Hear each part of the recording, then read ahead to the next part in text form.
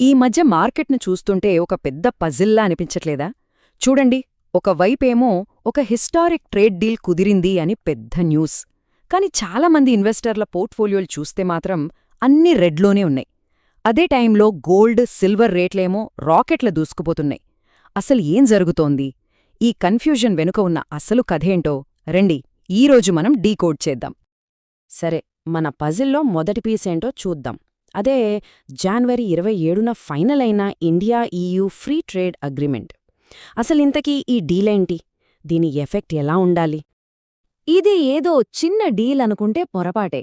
దీని ఇంపార్టెన్స్ ఎంత పెద్దదంటే మన ఇండియన్ లీడర్స్ అలాగే EU లీడర్స్ ఇద్దరూ కలిసి దీనికి ఒక పేరు పెట్టారు, మదర్ ఆఫ్ ఆల్ డీల్స్. పేర్లోనే ఉంది కదా, ఇది ఎంత కీలకమైన ఒప్పందమో. అవును, ఇంత పెద్ద mother of all deals news వచ్చాక మార్కెట్ మొత్తం పార్టీ చేసుకోవాలి కదా, గ్రీన్లో దూసుకుపోవాలి. కాని ఏం జరిగింది? చాలామంది రీటైల్ ఇన్వెస్టర్ల పోర్ట్ఫోలియోలు ఆ రోజు లాస్లో క్లోజ్ అయ్యాయి. ఇక్కడే మన పజిల్ ఇంకాస్త కాంప్లికేట్ అవుతుంది. ఎందుకిలా జరిగింది? సరే, దీనికి ఆన్సర్ కావాలంటే ఈ డీల్నే మనం పైపైన చూస్తే సరిపోదు. కొంచెం లోపలికి వెళ్ళి చూడాలి. అంటే ఈ డీల్ వల్ల ఎవరికి లాభం, ఎవరికి నష్టం? రండి దాన్ని బ్రేక్డౌన్ చేద్దాం. చూడండి, ఏ ట్రేడ్ డీల్ తీసుకున్నా అందులో క్లియర్ విన్నర్స్, లూజర్స్ ఉంటారు.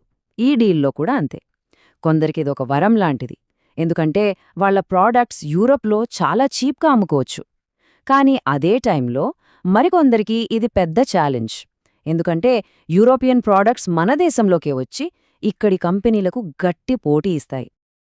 ఈ నంబర్స్ చూస్తే మనకు అస్సలు స్టోరీ అర్థమవుతుంది. జస్ట్ చూడండి, యూరోపియన్ కార్ల మీద టారిఫ్ అంటే సుంకం 110% నుండి ఏకంగా 30-35% పడిపోతుంది. అంటే మన దేశంలో లగ్జరీ కార్లు చాలా చీప్ అయిపోతాయన్నమాట. మరోవైపు చూడండి, మన టెక్స్టైల్స్, మన మెరీన్ ప్రోడక్ట్స్ అంటే సముద్ర ఉత్పత్తులు, వీటి మీద యూరప్లో టారిఫ్ 0 అయిపోతుంది. 0. ఇంకా మన ఎక్స్పోర్ట్స్కి ఇదెంత పెద్ద బూస్ట్ అవుతుందో మీరే ఊహించుకోండి. సో ఈ జీరో టారిఫ్ వల్ల బెనిఫిట్ అయ్యేది కేవలం టెక్స్టైల్స్, మెరీన్ మాత్రమే కాదు. ఈ లిస్ట్ చూడండి: chemicals, footwear, gems and jewellery, చివరికి రైల్వే, షిప్పింగ్ కాంపోనెంట్స్ వరకు. వీళ్ళంతా యూరోపియన్ మార్కెట్లో పెద్ద విన్నర్స్గా నిలవబోతున్నారు. రైట్? ఇప్పుడు ఈ డీల్ కథని ఒక్క నిమిషం పక్కన పెడదాం, ఎందుకంటే ఇదే టైంలో మార్కెట్లో ఇంకో పెద్ద స్టోరీ నడుస్తోంది. ఇది మన పజిల్కి ఇంకొక లేయర్ని యాడ్ చేస్తోందన్నమాట. ఈ నంబర్ చూడండి, జస్ట్ ఒక్కసారి చూడండి, 3,63,000 రూపాయలు. ఇది దేని ప్రైస్ అనుకుంటున్నారు? 1 కేజీ వెండి ధర. ఇది నార్మల్ పెరుగుదల కాదు, మార్కెట్లో ఒక రకమైన యూఫోరియా నడుస్తోంది. ఇంతకీ సిల్వర్ ప్రైజ్ ఎందుకు ఇలా ఆకాశాన్ని తాకుతుంది? గోల్డు, సిల్వర్ రెండూ పెరుగుతున్నా వాటి వెనుకున్న స్టోరీలు మాత్రం కంప్లీట్గా డిఫరెంట్. గోల్డ్ ర్యాలీకి కారణం సేఫ్టీ కోసం వెతుకులాట. ప్రపంచవ్యాప్తంగా సెంట్రల్ బ్యాంకులు బంగారాన్ని సేఫ్ హెవెన్గా కొంటున్నాయి. కాని సిల్వర్ కథ వేరు. దీని వెనుక ఇండస్ట్రియల్ డిమాండ్ అనే స్టోరీ ఉన్నప్పటికీ దాన్ని నడిపిస్తున్నది మాత్రం మార్కెట్ యుఫోరియా, అంటే స్పెక్యులేషన్ అన్నమాట. గోల్డ్ ర్యాలీ వెనుక ఒక స్ట్రాంగ్ స్ట్రక్చరల్ చేంజ్ ఉంది. రీసెంట్గా రష్యా ఆస్తుల్ని ఫ్రీజ్ చేసిన తర్వాత చాలా సెంట్రల్ బ్యాంక్స్కి యుఎస్ బాండ్స్ మీద నమ్మకం పోయింది. అందుకే నిజమైన సేఫ్ అసెట్ అయిన గోల్డ్ని కొంటున్నాయి. ఫర్ ఎగ్జాంపుల్, పోలాండ్ లాంటి దేశం ఏకంగా 150 టన్నుల బంగారాన్ని కొన్నది. సో ఇది సేఫ్టీ కోసం జరుగుతున్న ఒక పెద్ద షిఫ్ట్. కానీ సిల్వర్ స్టోరీ మాత్రం కంప్లీట్గా వేరు. అవును, దీనికి సోలార్ ప్యానెల్స్, ఎలక్ట్రిక్ వెహికల్స్లో ఇండస్ట్రియల్ డిమాండ్ ఉంది అనే ఒక నెరేటివ్ అయితే ఉంది. కానీ అసలు ప్రైజ్ మూవ్మెంట్కి కారణం మాత్రం ప్యూర్ స్పెక్యులేషన్. నిజం చెప్పాలంటే దాని ప్రవర్తన కొన్నిసార్లు క్రిప్టోకరెన్సీ కంటే వైల్డ్గా, వాలటైల్గా ఉంది. ఇక్కడే ఉంది అసలు పాయింట్. మార్కెట్లో 20-30 ఏళ్ల ఎక్స్పీరియన్స్ ఉన్న ఎక్స్పర్ట్స్ని అడిగినా సిల్వర్ ఎందుకు ఇంతలా పెరుగుతుందో చెప్పలేకపోతున్నారు. ఇది ఎంత స్పెక్యులేటివ్గా మారిపోయిందో చెప్పడానికి ఇంతకంటే పెద్ద వార్నింగ్ అవసరం లేదు.